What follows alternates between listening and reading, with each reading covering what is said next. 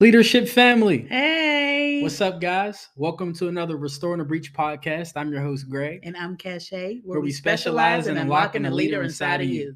Now, today, we Got a good oh one. man, we got to lead with a precursor. If you Mhm. follow TC, you know there's an acronym HOT, humble, open, and transparent. Mm-hmm. And today, we're going to be very, very hot. Yes. We're going to invite you guys. I feel like we're hot most times. We are. But this is a little hotter than usual. Yeah, we're going to dive into a space that we've talked about and we shared it with some very select folks, but we're going to invite you, our Restoring the Breach family, into our journey. Yes. Okay. Yeah. And so today's topic is titled Healing through Forgiveness. Now, it's huge.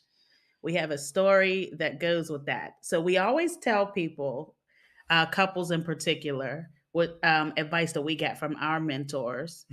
When we were dating and we knew we were kind of leading into getting married, and they told us that you should tell each other everything, that there shouldn't be anything at all that you withhold from each other. And I say that now with as long as it's not like a surprise for them or something like that. But as far as you personally, who you are, you should always share.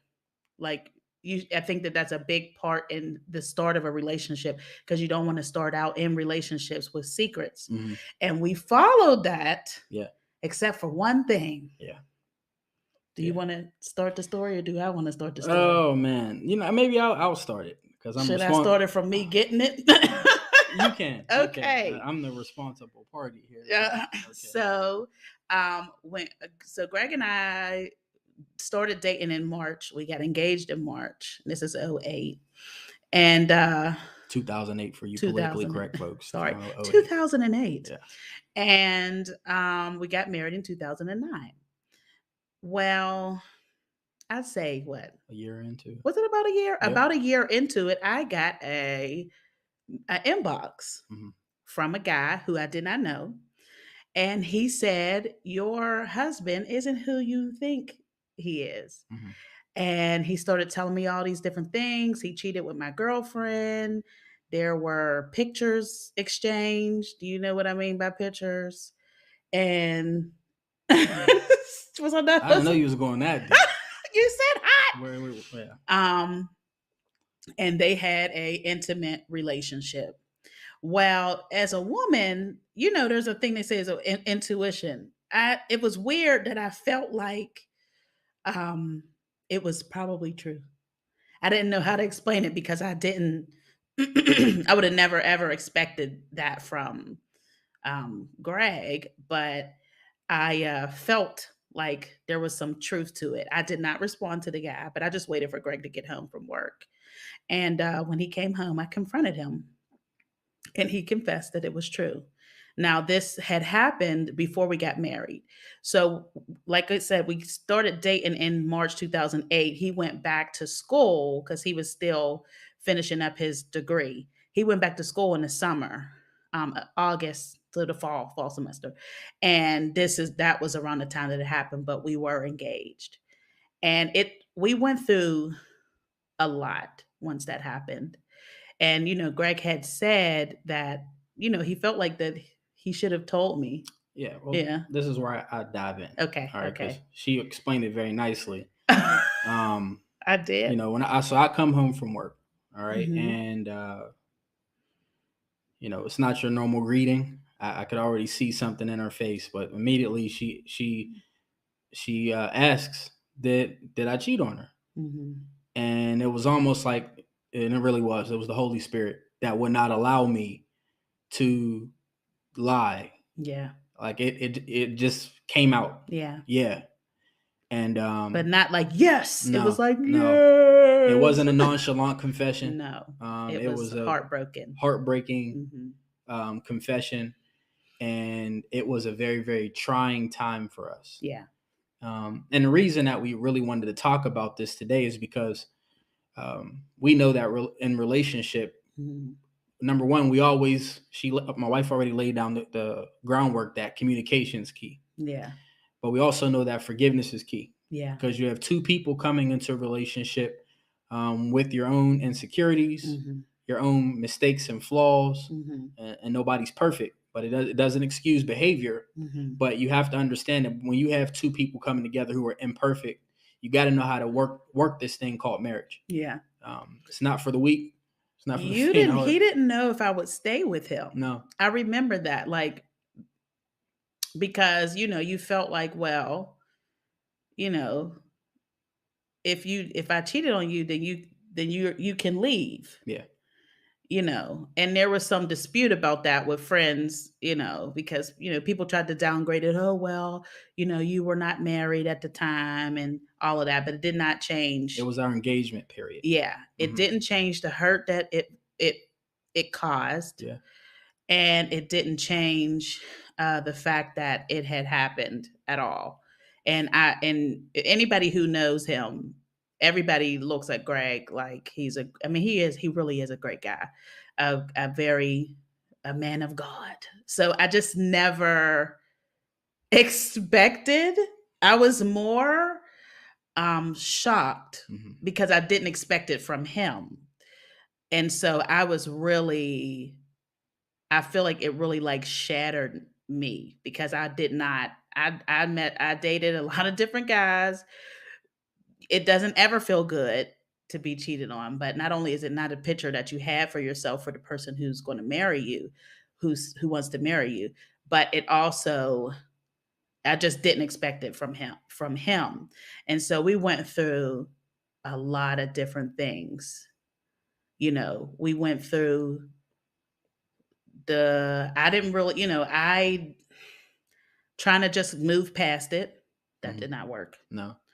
Um, and let's give them the time frame. Yeah.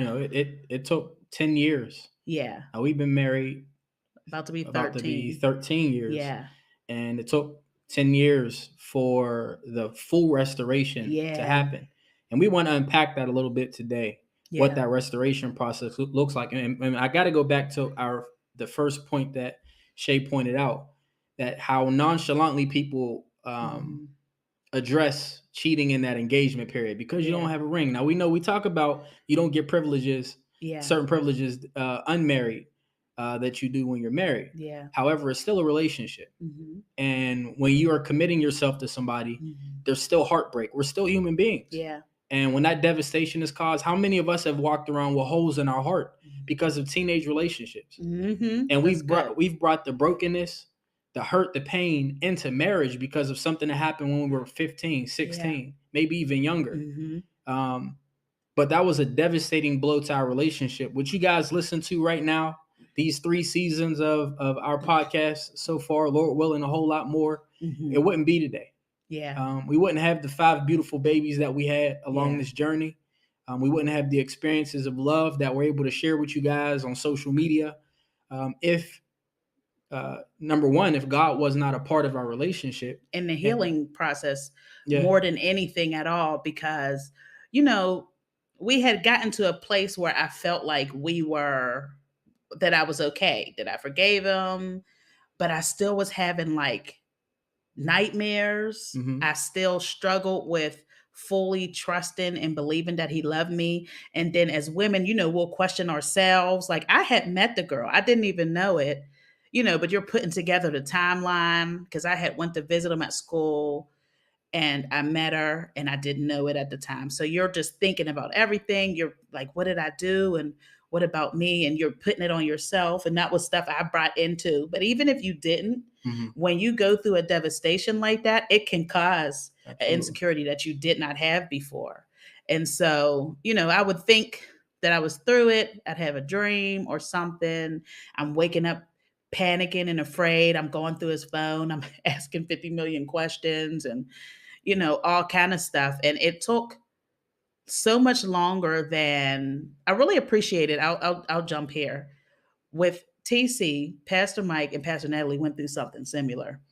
And he said that it took 10 years of him dedicating himself to her, rebuilding their love, to show her that he did love her and that was a mistake and all these different things which we need to get into as far as, with men and women and how we think differently. But he said it took about 10 years before she was fully healed. That quote that The trust is. Are you about to say it? I was thinking. He always throws out a quote. She's the one who says it. She did. She's the one who said it. He that just you trust is earned.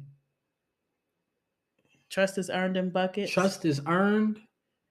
Oh no. Trust is lost in buckets and earned in drops. Yes. And you got to think about that for a little bit. You know, when there's nothing happening in that euphoria stage in the beginning of your relationship, however long the relationship may be, nothing's actually challenged it. Yeah. When something happens, that trust can be ruptured. Oh yeah. It can be fractured. And there were 3 points that I thought about when it comes to healing. You know, we want to give you guys, if you're listening and you've been through hurt, or you're going through it right now, there are 3 things that we talked about that happens in terms of the healing process through forgiveness.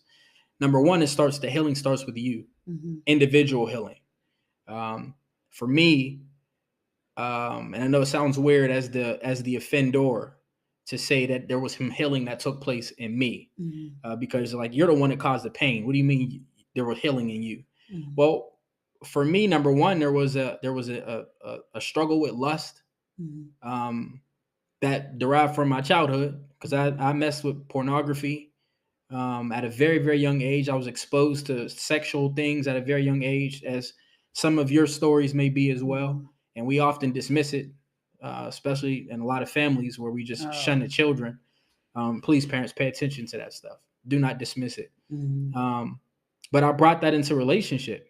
And getting exposed in this way, you know, when that happened, I cut the relationship off. The young lady and I had an amicable agreement. Sounds weird to say, you know what, this can't happen anymore. I'm engaged. I love my fiance. I love my girl. I don't want this. This can't happen. And I thought I washed my hands of it, asked God for forgiveness, and I could go to the grave with it. Yeah. And He knew, because God's omnipotent and He knows all things, that where He wants to take us to, that couldn't stay under the rug. Yeah. And so, as devastating as it is, but as beautiful as God is in knowing what needs to happen, He exposed me. And that forced me to expose my own struggles. And that healing started taking place in me. Yeah. The second point that healing takes place is relational. For you men or ladies, if you're the one who causes that pain and you guys are working through relationship, you have to give the person time to heal. And I know that sounds easier said than done, because you may get to a place where you feel like, I've done enough. You should be over this. Or don't you understand that I'm proving my love to you? I said sorry a million times.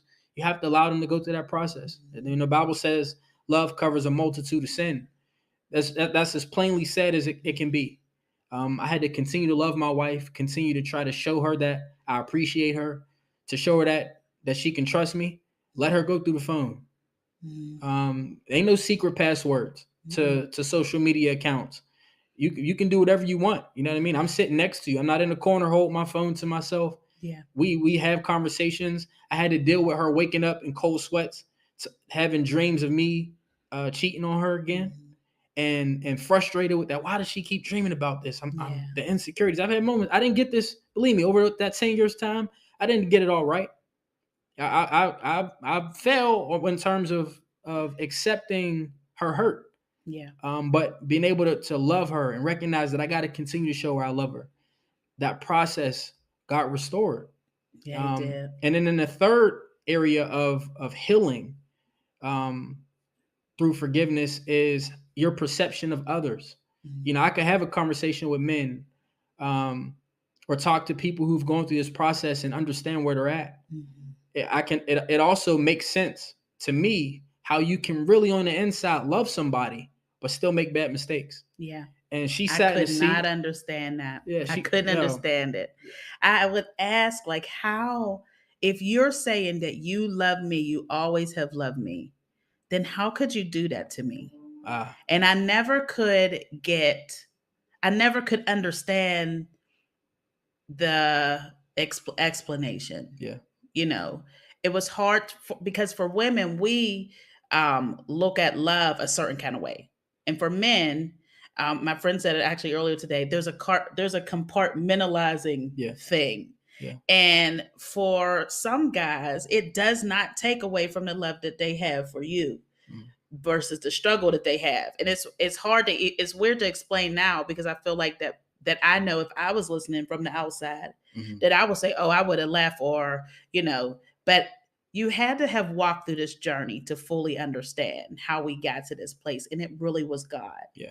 And time, and learning how to talk, and Greg really learning how to love me. I think through that, he learned how to love deep. Man, I feel man. like he learned how to make sure that I was secure, and that I was okay. And so it was hard for him. I remember, he wouldn't want to talk about it. He didn't want to talk about the details. And I wanted to know everything. And anytime I think anything, and another thing, did blah, blah, blah, blah, blah. And he stopped getting frustrated, and he started learning how to hear what I was saying, and answer or understand this was a part of my process. Yeah. And so, I remember there was a time coming towards the end of it where God had sent a man of God to us, to me in particular, a prophet, and he said, "You have to forgive for you guys to get where God's taking y'all." In a Walmart parking lot. And the thing is, I didn't know what he was talking about. I'm like, Yeah. I don't have nobody I'm not forgiving, because again, it had been years, and you think that it's gone, but then something creeps up. And then you think that it's gone, and then you'll get triggered again. And it goes from really small increments to like large spaces where you're like, oh, it's good. Like I've said, and I mean it is true, that our marriage has been good. And so I was like, no, we're okay. But then something would creep up and like, man, bring this thing. Mm-hmm. And I didn't know I was like, what is God talking about? The thing is, I felt the presence of God. I knew it was God who was speaking through him.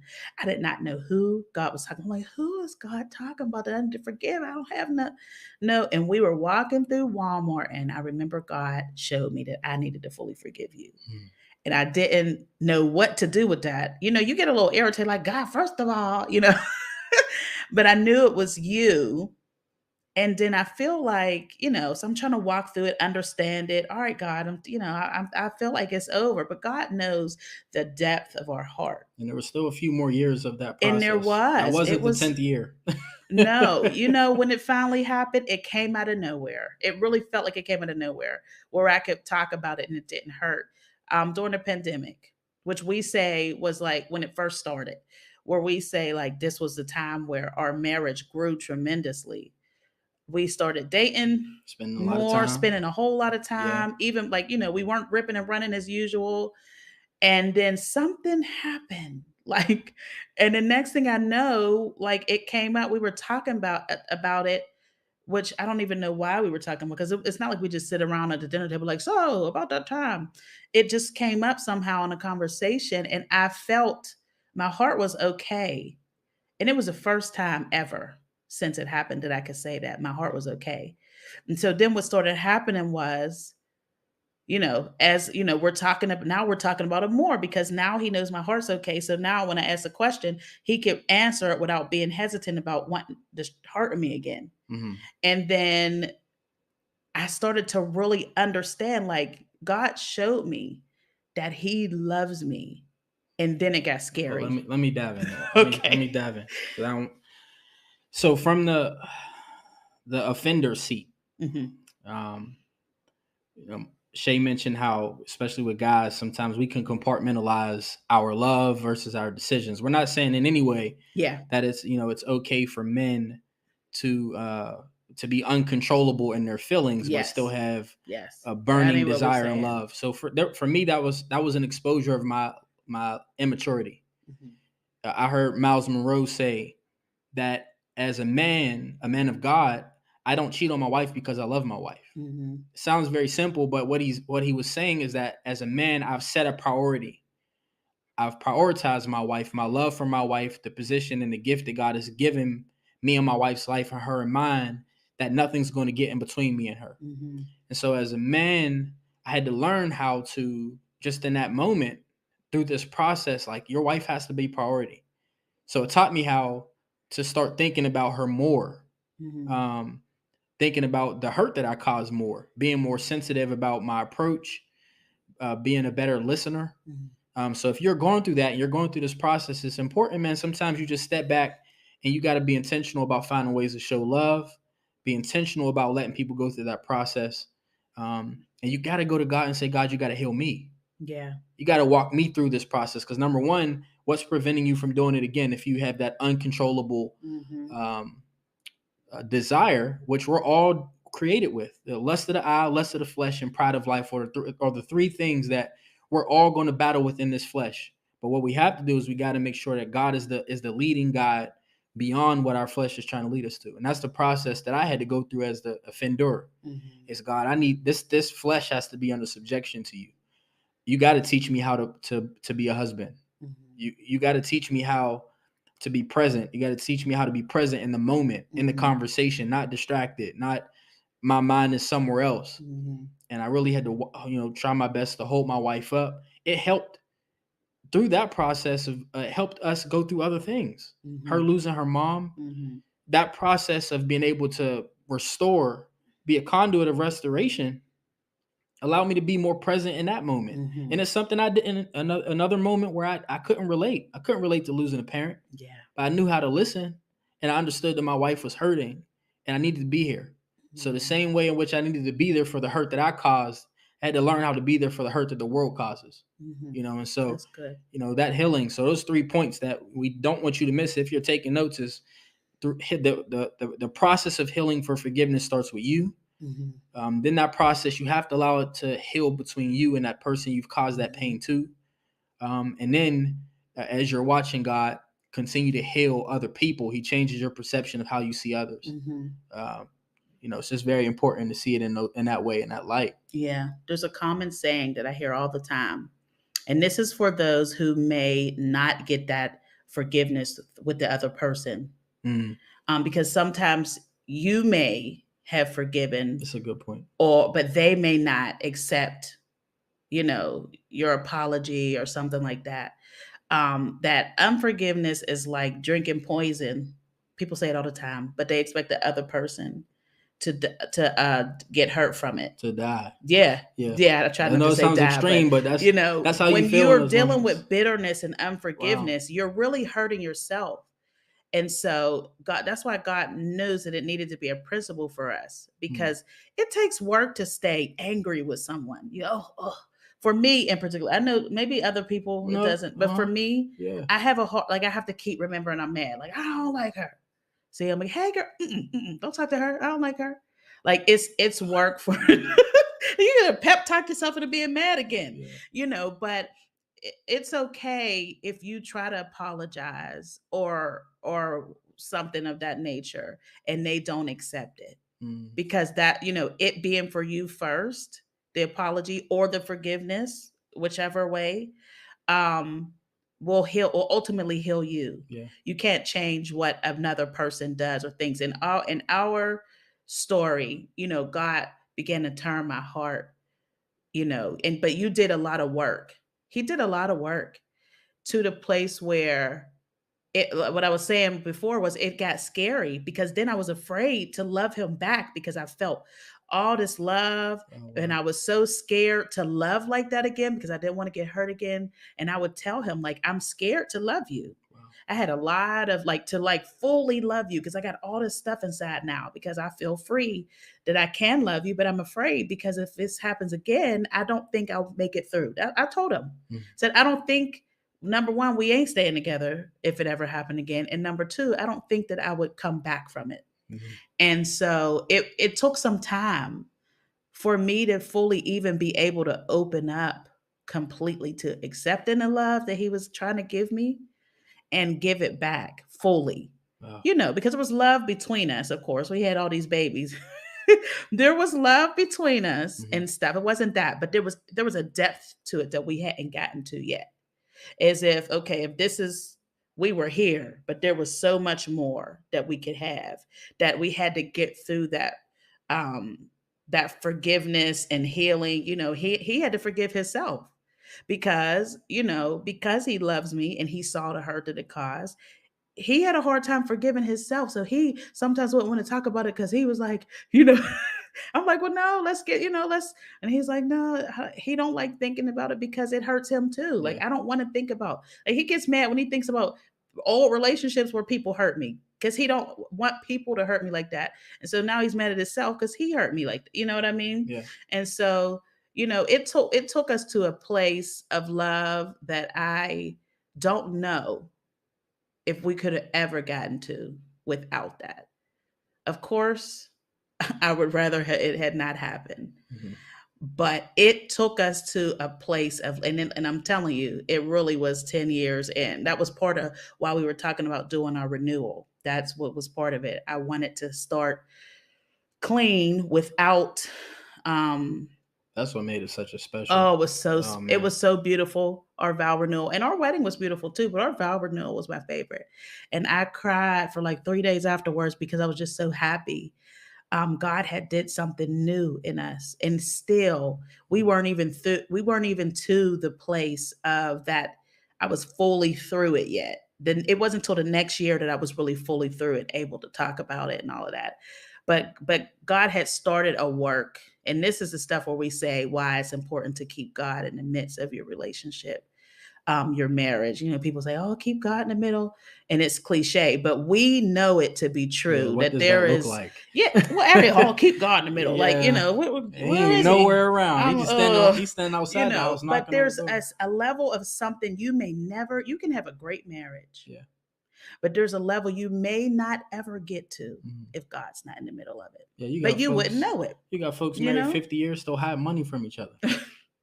But they can have a relationship where they weren't doing Yeah. that, Yeah. but there's still something extra. God, He Yeah. just adds the extra oomph to it. Yeah. Like, it helps you to, I'm telling you, I thought I was being selfish when I started asking, like, God, help us to love each other more. I was like, well, we have a great marriage, but we talked about this before, but and God would do different things. I mean, we always had a really good sex life, but I mean, He just turned it up. Mm-hmm. He did. Yeah. We started being like newlyweds, like And all still over and again. still Well, newlyweds. I'm talking about even more Oh, recent, okay. Yeah. like Yeah. Yeah. Yeah.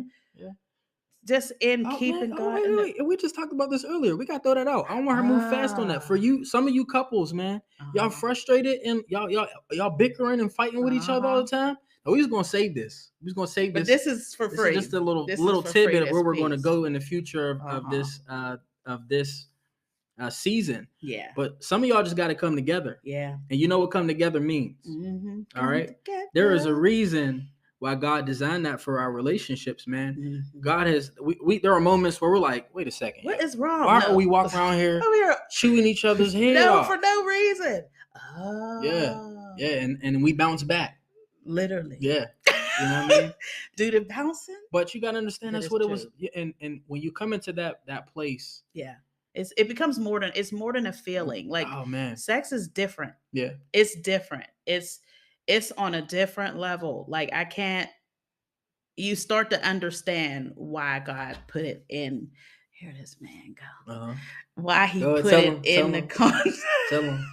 in the context. I can't take him serious, y'all. But you start to understand it, Yeah. and so you know, I when you see it, like, oh, I see why you said that you wanted this to be in its rightful place. Yeah.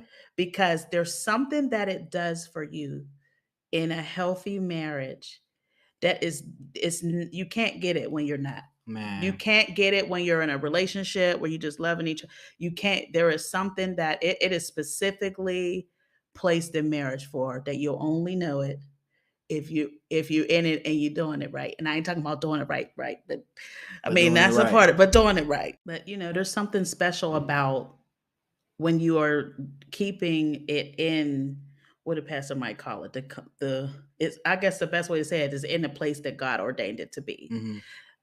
And I have recognized it a lot. I don't know how we got here. But we going into another one of our things. But I've recognized that. Yeah, we talked about how forgiveness brings you closer. It does. It does. But I'm even talking about like some marriages don't even get there. Yeah. Because you can get stuck in it just being a feeling. Mm-hmm. but there's so much more to it. Well, when we talk about love, that's where love kicks in. Mm-hmm. Like we've heard the flip of that old nursery rhyme: first comes love, then comes marriage.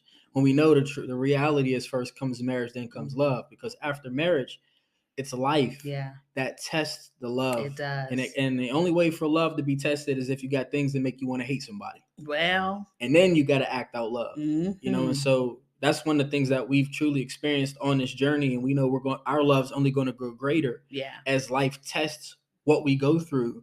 Test our love for each other, test our communication. Because you never stop growing in those areas, even though we feel like we have a great lifestyle of communication. We're always looking to improve. We're always looking at like what things did we disagree on that we can work on not disagreeing on in the next conversation. Just little things like that in relationship. We want to give you guys for that, just tips of, how can we get better? What are the things that we butt heads on? And how can we work on that? Don't sweep it under the rug.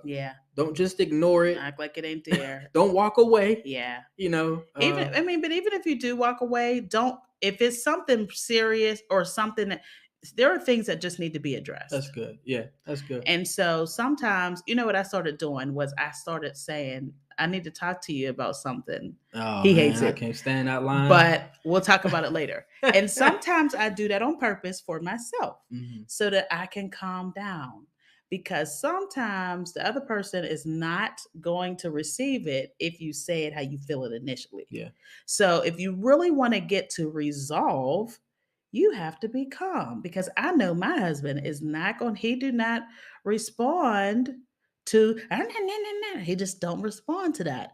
That doesn't mean I learned to not do that. That means that I am learning not to do that. I just realized in this moment, because I didn't think about that till you just said that. Even though I can't stand hearing it and it leaves me in a space of anxiety, it does give me a time to prepare my mind for what I'm about to walk into. So even though I don't exactly know what I'm walking into, because you don't give me no type of, I won't tell you give me no tips to prepare myself. Now I'm able to walk into the room without being completely blindsided. Now I'm tiptoeing into this conversation, trying to be keen on what airs and what hat I'm supposed to put on in this conversation. What do I need to, what is it exactly? And not, but all of that, that's that communication. That's going back to the very beginning, the communication, and so we were just talking about not keeping secrets. And this was something that I told him. One of the reasons why secrets is dangerous when marriage starts. Number one, when you marry somebody, you want to marry all of them. Oh man. I want somebody to want me, all of me, flaws and all. And so did I hear John Legend in the background? Oh, I heard him. We say that, but the real truth is only part of me loves part of you, because I don't know what you actually have done. And one of the things that Greg and I always have said is we don't ever want anybody to know more about us. Somebody to walk into the room. Like there was one time, there was a guy I had messed around with when I was younger, and we ended up, we got so serious right there. When we first got married, and he knew all this stuff, but we went to, Gregory was born. We went to the Children's Museum, and he was there, and Greg knew immediately how these spidey senses wasn't right. Bro got off the elevator. We weren't in front of the elevator. We were across the room. Okay. He got off the elevator. I saw him from afar. Didn't know him from a can of paint. Never seen the man before. Never seen him. But there was like this. I recognized that there was something. There was an awkwardness between my wife standing next to me and the guy across from the room. And it wasn't like I caught her in this weird gaze. No. For a long period of time. I'm like, what is going on? I knew in that moment there's something weird here. Who is he? Yeah. That's what he said. Yeah. And then I could say, this was Blake got his name. And he was like, oh. So there was nothing that anybody could he says it about everybody. There's nothing that anybody could come. I say this all the time, the only secrets that I have from him are surprises or my friends. When it comes to me, there is nothing that you can tell him unless it's something insignificant that I forgot. And even then, it wouldn't, I'm sure I told him a roundabout something like that. Like, remember I told you we used to always, oh, yeah, but there's nothing that anyone could come to him and say that I haven't already told him. Our relationship is really, I can trust, you know, anything that he says, and he can trust what I say. I can't even keep, if I bump the car, man, if I put a scratch on the car. But that's how the communication was built in our marriage. And that one mistake was enough to say, we don't want anything ever coming in between us like that again. And one of the reason why we do what we do here, we know that we have an assignment. You see the saying restoring the breach, but when you really put it into context, you think about a bridge that's broken. And there are relationships, man, there are marriages, family relationships that are broken. Maybe some of you guys have even heard from church leaders, church hurt. And sometimes when that bridge is broken, there may be pieces from that old bridge that can be picked up. Maybe there's nothing left. It's been washed away. But at the end of the day, there needs to be restoration. And there can be restoration. There's always hope to restore. There, if the parties are able, if it's safe, they're willing, and it can be willing to be. I got to leave those caveats because we know in certain situations it just may not be the right safe. place. But what needs to happen is healing. Yeah. And whether that healing is you two being together or healing being you guys being separated, that process has to happen. Or the healing in you. Yeah. And that's what we want. We want to be able to provide this type of information, our experiences, our hurts, our pains, our joys, our laughs and love that you can take and say, man, how can I apply some of this in my own way? Yeah. Even in these experiences that we're sharing, you don't have to apply it the way that we did it. Our hope is that you take the principles. Yeah. The principles like communication. The principles like going to God and saying, God, heal me. Heal me the way that you know how to heal me. Yeah. Heal the relationship between myself and this person. And if that person doesn't accept it or that person has gone on to glory, I still need you to heal me. Yeah. And then change my eyes and my perspective on how I see other people. Use it as a tool to help others. Yeah. I can help men who have committed adultery in their relationship, or that have brokenness and don't know how to bounce back because I've experienced it. Yeah. My goal is to prevent somebody from going through it. Yeah. I hope I can share this so you don't have to do it. But if you have, you can bounce back. You can be the man that you're supposed to be in a relationship. You can have your wife talking about how great your sex life is and your love and your desire for each other. You know what I mean? That's what the goal is. It can be that. Before we end, I want you to tell about that story. Was it a story or a post you saw about the man, the woman, and the messenger? Oh, yeah. Well, I read on social media. I think it was on Facebook. This gentleman was laying in bed with his wife. She was sound asleep, and he got a text message or a messenger message. And it was a ex-coworker who was sharing her heart with him that she was interested in him. She never got a chance to say it, but she really liked him, and she would love for him and her to be in a relationship. And obviously, she knew that from the language that she knew he was married. And so his first reaction was to hurry up and close his phone because he didn't want his wife to see it. Didn't know if she could peek and see it. But then there was a moment where he looked over at her, and the thoughts that crossed his mind were, look how peaceful she looks. Look at the security that I'm able to provide her in our relationship because she trusts me. Do I want to damage that? Do I want to destroy that? Is it worth it? Is it worth it? And I thought that was such a profound moment of maturity for a man at a crossroads to make a choice.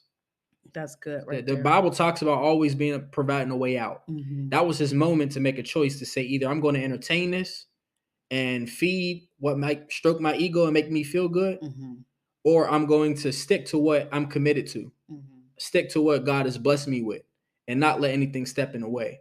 And I think that's where Miles Monroe can make that statement. I choose to love my wife. I don't walk out on my wife because I love her. Men, you have an opportunity. Ladies, you have an opportunity to make a choice. You may be entertaining an emotional relationship with somebody who you're not supposed to. And it's your opportunity to make a choice to say, no, I can't keep doing this. Yeah. Some of you guys may have some tough choices to expose yourself to somebody. And it's important, man. Go to God and say, God, I need you to be involved in this. If you're tugging on me to be able to restore this, I need you to be in the midst of this. And it may be a process. The person might tell you they hate you. But the process in itself at the end is well worth it, man. You know, and so be like that gentleman who made a choice. Yeah. Or, you know, if I can be a sacrificial lamb, be like me. I hate, you know, I just be honest there. I put myself out to be like me, where you're able to say, I'm going to work this thing out. Yeah. You know what I mean? And we can tell you it's going to be well worth it. You won't, the future days, the latter days are greater, as Israel saying. You know what I mean? So this was an awesome time. It was a beautiful conversation. We thank you for you guys sticking around and listening. And we also love to hear your feedback too.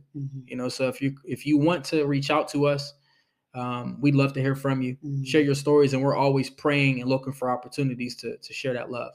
So you know what we do? We provide intentional leadership for intentional living. So take care. God bless. God bless.